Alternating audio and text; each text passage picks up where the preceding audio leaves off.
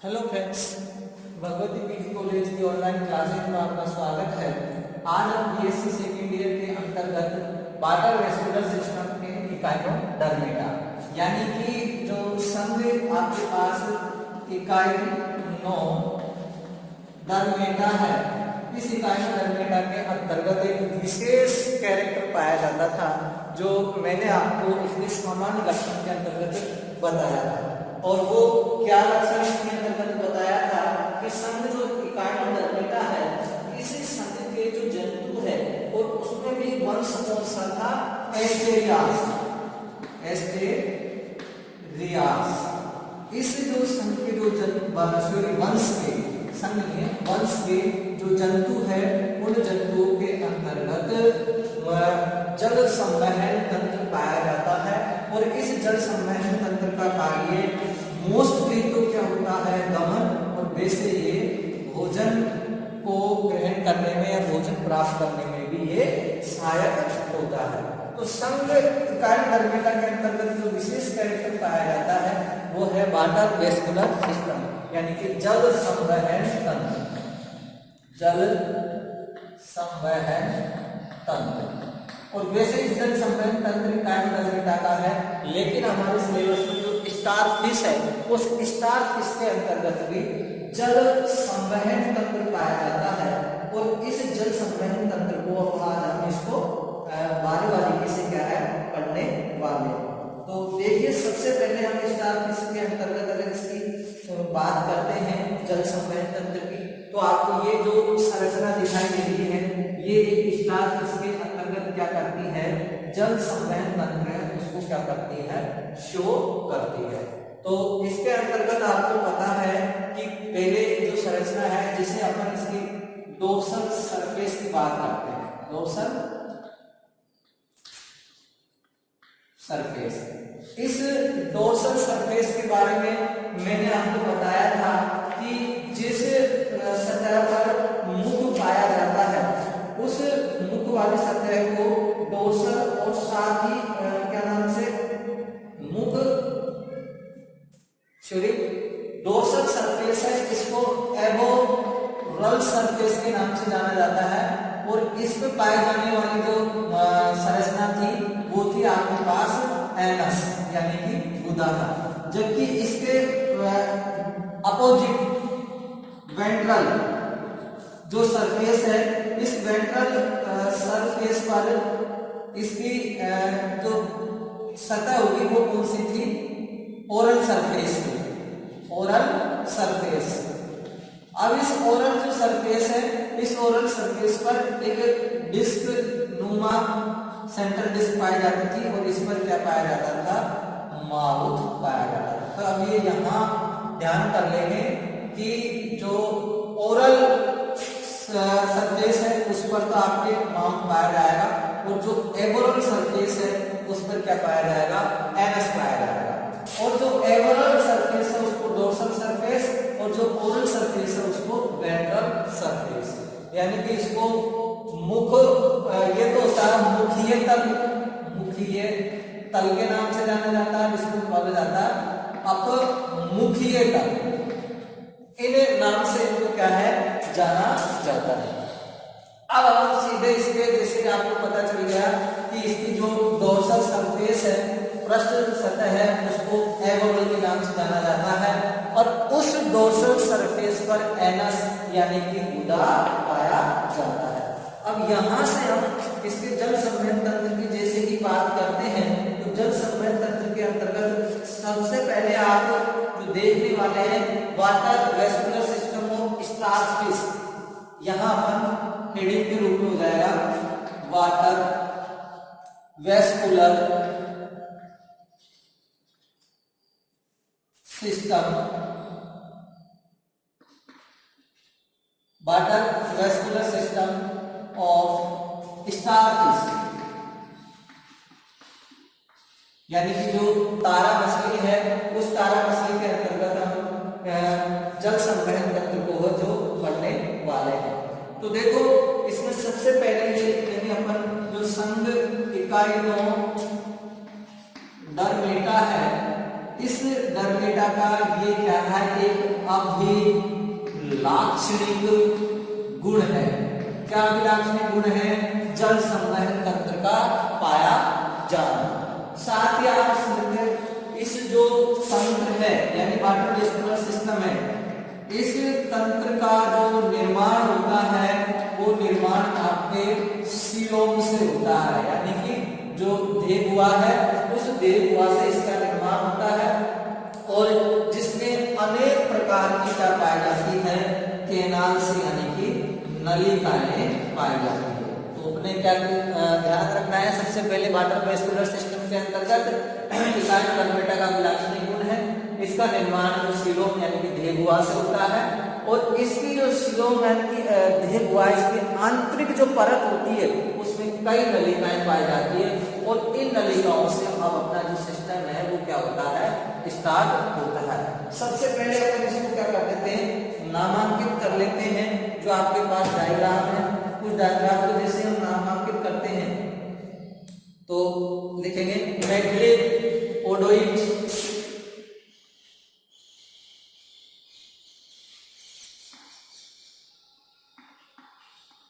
मैग्लेट जिसको अपन प्रेरक के नाम से भी इसको जाना जाता है।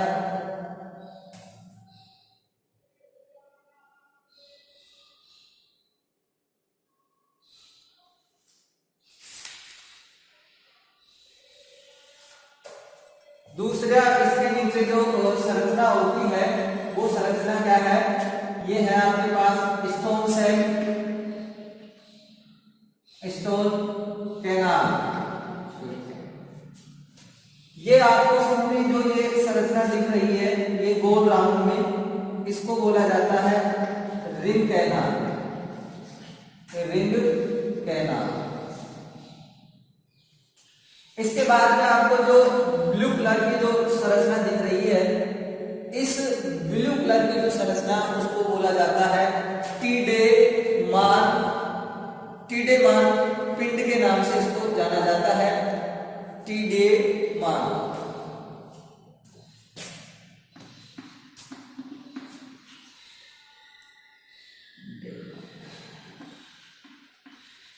बॉडीज।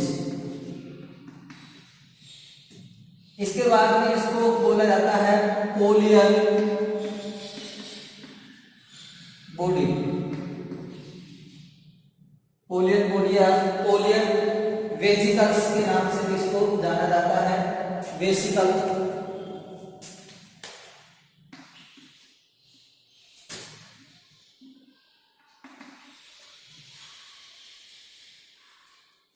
इसके बाद में हम जैसे इसको चलते हैं तो ये कौन सी है, रेडियल कैनाल है। ये वाली जो नलिका है ये क्या है, रेडियल कैनाल है। ये इसके अंतर्गत क्या है, लेटरल कैनाल, लेटरल कैनाल। ये जो आपको संरचना दिखाई दे रही है, और ये संरचना क्या है, ट्यूब फिट है, जिसे मतलब नालपाद के नाम से जाना जाता है। अब यहाँ अपन इसकी जो संरचना का जैसे अध्ययन करते हैं तो इसकी संरचना के अंतर्गत 8 पॉइंट होते हैं, और उस 8 पॉइंट के अंतर्गत सबसे पहला जो हम पॉइंट लेने वाले हैं वो है अपने पास मैग्लेटोडाइट, सॉरी ये जो संरचना का जो पॉइंट होता है मैग्लेटोडाइट, जिसे हिंदी में पैरबंधन के नाम से इसको जाना जाता है।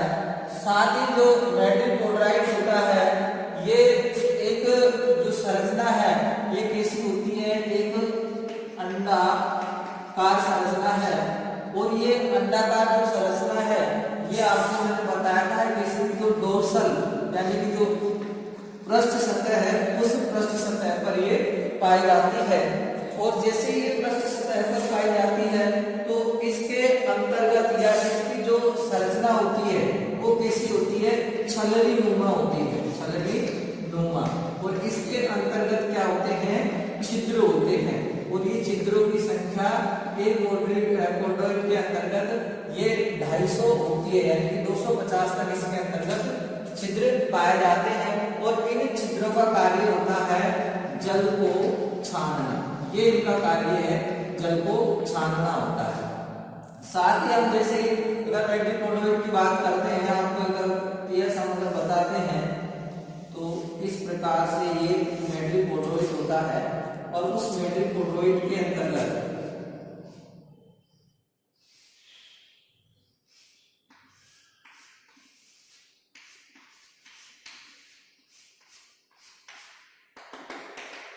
इस प्रकार से इसकी पीएस है, जिसके अंतर्गत ये वाटर आता है। और यहाँ पर ये इसका जो स्टोन कैनाल है, उस स्टोन कैनाल का क्या होता है, वेजिकल होता है। तो ये इधर जो है वाटर आएगा तो इधर से वापस जाता है, यानी कि इसमें वाटर आता भी रहता है और बाहर भी जाता रहता है। मैट्रिकोडोइड है जो इसकी डोर्सल सरफेस, डोर्सल बोल को एबोरल सरफेस पर, एबोरल जो सरफेस होती है उस पर ये पाया जाता है। साथ ही इसमें अनेक छिद्र होते हैं, यानी कि जिन्हें की संख्या 250 होती है। और ये छिद्र होते हैं एक नलिका के रूप में खुलते हैं, सभी छिद्र एक नलिका में खुलते हैं और उस नलिका को स्टोन कैनाल के नाम से जाना जाता है। तो सेकंड अपना जो पॉइंट आ जाएगा इसके अंतर्गत वो क्या आ जाएगा, सेकंड जो पॉइंट आएगा वो आएगा स्टोन कैनाल। अब स्टोन कैनाल के नाम से पता चल रहा है और इसको हिंदी में बोला जाता है अश्व नाल के नाम से जाना जाता है। स्टोन कैनाल है, स्टोन कैनाल को अश्व नाल होता है या असम नाल, सॉरी असम नाल है, असम नाल, असम नाल के नाम से इसको जाना जाता है। और ये जो स्टोन कैनाल है नाम से स्पष्ट है कि इसकी जो स्ट्रक्चर होती है वो क्या है, कैल्शियम से निर्मित होती है, यानी कैल्शियम है उससे बनी होती है। इसका कारण क्या है कि ये समुद्री जल इससे क्या है कि बार बार अंदर आता रहता है। अंदर आने के साथ साथ समुद्र पे जो जल है उसमें उपस्थित कैल्शियम के जो कण होते हैं वो इस कैनाल पर चिपक जाते हैं। वो चिपकने के साथ साथ ही क्या कठोर हो जाते हैं, इसलिए इसको किसके नाम से जाना जाता है, स्टोन कैनाल के नाम से इसको जाना जाता है। साथ ही ये जो स्टोन कैनाल होती है ये एस आकार की होती है, जैसे इसका जो साइज होता है वो कैसा, देखो इस प्रकार से होता है, एस आकार से। एस आकार के होने के साथ साथ इसका जो अग्र सिरा होता है वो तो मैट्रिकोडोइड से अटैच होता है और जो पश्च सिरा होता है इसका वो किससे होता है, रिंग कैनाल से होता है। तो नेक्स्ट हमारा जो टॉपिक है वो क्या रहेगा, रिंग कैनाल रहेगा, रिंग कैनाल। तो रिंग कैनाल की अब हम बात करते हैं, तीसरा जो हमारा पॉइंट है वो क्या है, रिंग कैनाल। अब ये रिंग कैनाल क्या है, एक गोलाकार संरचना होती है और प्रत्येक भुजाओं के सामने से इसमें क्या निकलती है, एक नलिका निकलती है। और उस नलिका को किसके नाम से जाना जाता है, उसको जाना जाता है रेडियल कैनाल से। यानी कि प्रत्येक भुजा से, प्रत्येक भुजा है उससे नलिका निकलेगी और उस नलिका को किसके नाम से जाना जाता है, रेडियल कैनाल के नाम से उसको जाना जाता है। रेडियल जो कैनाल है उसके नाम से उसको जाना जाएगा। अब इसके बाद में हम जैसे आगे चलते हैं तो इस पर ये आपको नीले कलर की जो संरचनाएं दिखाई दे रही है, इस नीले कलर की जो संरचना है उसको हम टीडेमान के नाम से भी जानते हैं।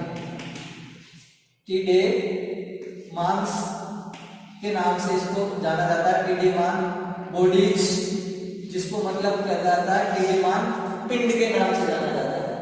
और ये जो टीडेमान पिंड होते हैं इनका कार्य क्या है क्या नहीं है वो भी हम पढ़ेंगे। तो टीडेमान जो पिंड्स होते हैं इसको हम ऐसा करेंगे, टीडेमान से पहले पोलियम वेजिकल ले लेते हैं, इसको बाद में लेंगे। पोलियन वेसिकल्स, ये जो पोलियन वेसिकल होता है ये क्या है, एक पोलियन बॉडी के रूप में होता है। और ये जो रिंग कैनाल है उस रिंग कैनाल की जो प्रत्येक भुजाएं होती है उन भुजाओं के मध्य में ये क्या पाया जाता है, एक पाया जाता है, यानी इसकी संख्या एक होती है।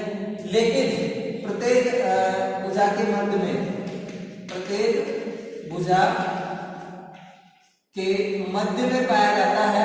लेकिन जहां पर स्टोम कैनाल या वेंट्रिकोडोइड होता है वहां पर क्या होता है, ये एब्सेंट होता है। यानी कि जो आपके एस आकार की स्टोन नाल है, उस एस आकार के स्टोन नाल पर जो पोलियन वेजिकल है ये क्या होता है, एब्सेंट होता है। साथ ही इसके बाद में आप जैसे ही आगे चलेंगे तो अब हमारा थर्ड लिफ्ट कैनाल के बाद में फोर्थ जो हम लिख सकते हैं वो लिख सकते हैं टीडेमान बॉडीज, जिसे मतलब टीडेमान पिंड के नाम से भी इसको जाना जाता है। और ये टीडेमान जो पिंड होता है इसका क्या कार्य है तो देखेंगे। टीडेमान जो पिंड है ये रिंग कैनाल की प्रत्येक भुजा पर एक विशिष्ट अतिवृद्धि होती है। प्रत्येक रिंग कैनाल की प्रत्येक भुजा पर इसकी एक विशिष्ट अतिवृद्धि होती है और ये विशिष्ट अतिवृद्धि को टीडेमान बॉडीज के नाम से जाना जाता है। ये टीडेमान जो बॉडी जो होती है ये प्रत्येक भुजा के अंतर्गत इनकी संख्या 2 होती है। लेकिन जहां पर वेंट्रिकोडोइड या स्टोम नाल आती है वहां पर इनकी संख्या 1 होती है। और टोटल जो टीडेमान है इनकी संख्या कितनी होती है, 9 होती है। 1 2 3 4 5 6 7 8 इनकी संख्या क्या होती है, 9 होती है। साथ ही इनका वास्तविक कार्य है जो अभी तक ज्ञात नहीं है, पर विभिन्न मतों के अनुसार है ये एंजाइम जीवाणु उनका मतलब अक्सर करने का ये कार्य करती है। यह पोलियन जो वेजिकल होता है इसका जो कार्य होता है वो कार्य क्या है बेटा, जल दाब पर नियंत्रण करना। वाटर प्रेशर है उस पर नियंत्रण कौन करता है, पोलियन वेजिकल करता है। साथ ही टीडेमान हो गया। अब इसके बाद में नेक्स्ट जो हमारे संरचना चलेगी वो क्या चलेगी, रेडियल कैनाल। तो 4-5 पॉइंट पर हम चलेंगे। हम रेडियल कैनाल जिसे आर्य नाल के नाम से जाना जाता है। ये है आपके पास 5 आर्य नाल। आर्य जो नाल होती है ये प्रत्येक भुजा से निकलने वाली लंबी नलिका होती है और जिसके अंतर्गत जल का परिवहन होता है, यानी कि जल इसके अंतर्गत जाता है। प्रत्येक आर्य नाल से अल्टरनेट क्रम में एक छोटी और एक बड़ी, एक बड़ी, एक छोटी और एक बड़ी, इस प्रकार से नलिकाएं निकलती है और इन नलिका को पार्श्व नलिका, लेटरल नलिका के नाम से जाना जाता है। तो नेक्स्ट इसके बाद में आ जाती है इसमें पार्श्व नलिका। अब इस पार्श्व नलिका के जो प्रत्येक सिरा होता है उस प्रत्येक सिरा पर क्या पाया जाता है, ट्यूब फिट पाया जाता है। इस ट्यूब फिट को नाल पाद के नाम से जाना जाता है। इसके प्रत्येक भुजा पर ट्यूब फिट पाया जाता है जिसे नाल पाद के नाम से जाना जाता है। अब यहाँ पर 7 नंबर पर हम लिखेंगे नाल पाद। अब इस नाल पाद में जो संरचना होती है वो संरचना हम देख लेंगे।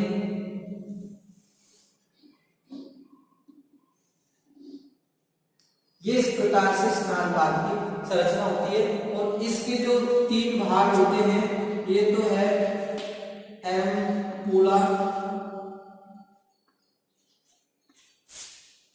पहला इसका जो भाग होता है वो तो है आपके पास एम्पुला। सेकेंड इसके अंतर्गत जो भाग है वो है पोडियम और थर्ड इसका अंतर्गत जो भाग है उस भाग का नाम है सकर। एम्पुला ये वाला जो भाग है ये इसका जो भाग है ये पोडियम के नाम से और ये जो हमारा भाग है ये सकर या चूसक के नाम से जाना जाता है। तो इस प्रकार से हम इसके जो रेडियल कैनाल या अपन कहें कार्डियोवैस्कुलर सिस्टम है उसकी हम संरचना को पढ़ते हैं। यानी कि ये है, ये भाग एम्पुला, ये पोडियम और ये सकर कहलाता है। इसकी सहायता से ये धरातल पर चिपकते हैं और गमन करते हैं। लेकिन यहाँ भी याद रखना है, अब आपको जो स्टारफिश है उसके अंतर्गत गमन अल्टरनेट क्रम में, यानी कि एक भुजा जब धरातल पर होती है तो बाकी जो इसकी 4 भुजाएं हैं वो फ्री होती है, तो एक एक भुजाएं हैं ये धरातल से क्या है, चिपकती रहती है। अब हमारे यहाँ पर आता है mechanism of water vascular system, यानी कि इसकी जो क्रिया विधि है उस क्रिया विधि को आप किस प्रकार से है कर सकते हैं। तो mechanism of water vascular system,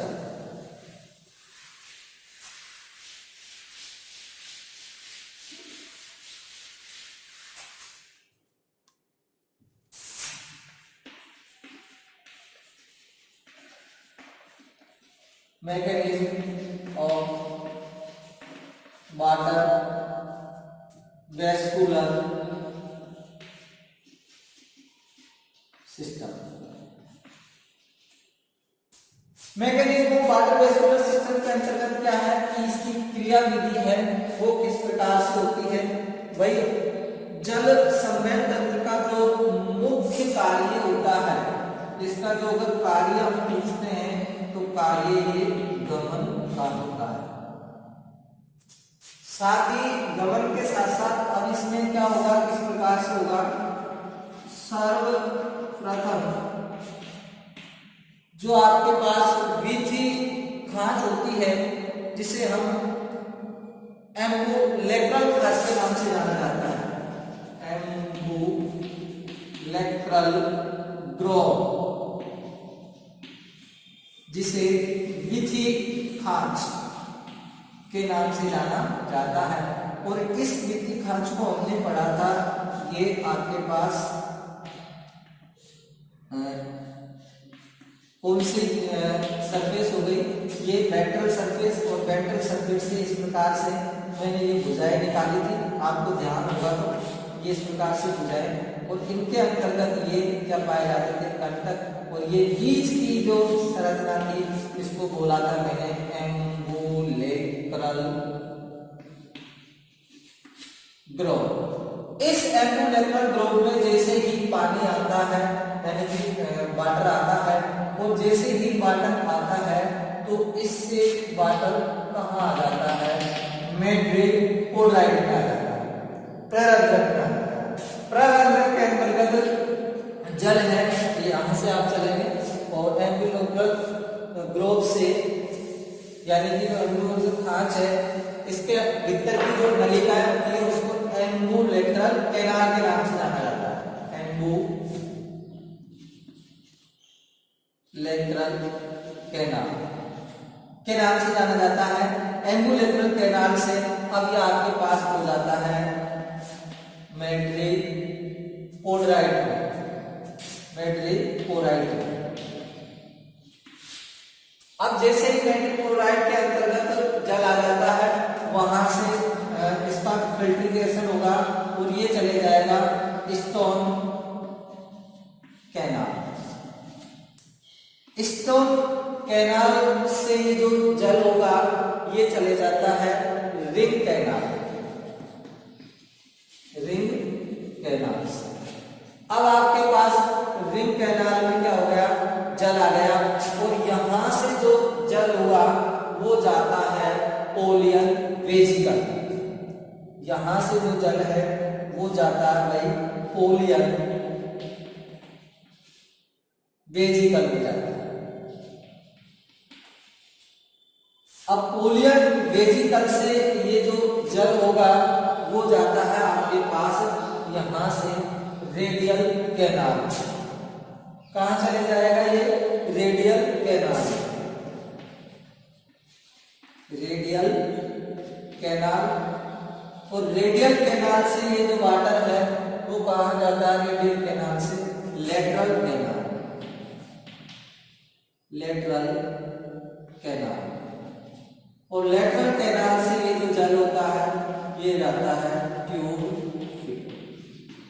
अब समझिए कि यहां से पानी है मेट्रिपोलाइट के स्टोन कैनाल, और स्टोन कैनाल के बाद में ये जो जल होता है ये पहुंच जाता है आपके रिंग कैनाल, और रिंग कैनाल के अंतर्गत ये पाई जाती है पोलियन बॉडीज। और ये जो पोलियन बॉडीज होती है ये क्या करती है, दाब नियंत्रण का कार्य करती है। लेकिन यहाँ पर आप एक नोट भी डाल देंगे कि जो जीनस है उस जीनस का नाम क्या है, एस्टेरियास, जिसके अंतर्गत हम किसको पढ़ते हैं, तारा मछली को पढ़ते हैं। इस एस्टेरियास जीनस के अंतर्गत पोलियन बॉडी होते हैं वो क्या होते हैं, एब्सेंट होते हैं, यानी कि ये नहीं पाए जाते हैं। तो ये नहीं पाए जाते तो तारा मछली में ये क्या होते हैं, एब्सेंट। लेकिन अपन पढ़ क्या रहे हैं, अपन पढ़ रहे हैं इकाइनोडर्मेटा का वाटर वेस्कुलर सिस्टम, इसलिए इकाइनोडर्मेटा में तो पाई जाती है, लेकिन एस्टेरियास वंश के अंतर्गत पोलियन बॉडी है वो एब्सेंट रहेंगे। तो अब ये जैसे पोलियन बॉडी अगर एब्सेंट रहेंगे तो यहाँ से जो जल है वो सीधा रेडियल कैनाल में भी ये पहुंच सकता है अदर एनिमल के। लेकिन हम अगर स्टारफिश की बात करते हैं, स्टारफिश के अंतर्गत ये रिंग कैनाल से रेडियल कैनाल में चले जाएगा। इसका कार्य मैंने आपको बताया था, क्या कार्य बताया था, दाब नियंत्रण है। किसका नियंत्रण, जल का। अब इसके बाद में ये जो वाटर है ये रिंग कैनाल, और रिंग कैनाल के बाद में ये जो टीडेमान होता है, टीडेमान का मैंने बताया अभी तक कोई कार्य है वैज्ञानिकों के अनुसार ज्ञात नहीं है। तो ये सीधा जो जल है वो कहां चला जाता है, रेडियल कैनाल। अब रेडियल कैनाल से ये जो जल होगा ये जाता है लेटरल कैनाल। अब लेटरल कैनाल पर यहाँ पर क्या पाए जाते हैं, लेटरल कैनाल के अंतर्गत इस जगह पर वाल्व पाए जाते हैं, और इन वाल्व का कार्य क्या है, लेटरल कैनाल में जैसे ही जल आया और वो जल कहाँ चले जाता है, ट्यूब फिट के अंतर्गत चले जाता है। और ट्यूब फिट के अंतर्गत जैसे ही जल भर जाता है तो ये जो आपके एंकुला भाग है इसमें क्या होता है, पानी जैसे ही ऊपर की ओर खिसकेगा तो ये सकल्स होते हैं, ये सकल्स धरातल पर चिपक जाते हैं। ये सकल्स है ये धरातल पर चिपक जाएंगे, और जैसे ही ये धरातल पर चिपकेंगे तो ये जो बाल्व होता है ये बंद हो जाता है, और ये जो जल है इस लेटरल कैनाल में वापस जाने से रोकता है। अब ये ट्यूब फिट को जैसे धरातल से हमको जैसे उठाना होगा कि ये जल क्या ऊपर चले जाता है, एंकुला भाग टूट जाता है, और ये फिर अगर बाल टूट जाता है तो ये पानी इधर आ जाता है, या सकल्स के द्वारा ये बाहर वातावरण में भी पानी को निष्कासित कर देते हैं। तो ये जो प्रोसेस होती है ये इसके अंतर्गत गमन के लिए होती है, और इसमें जो प्रोसेस के अंतर्गत है वो वाटर की क्या है, महत्वपूर्ण भूमिका होती है।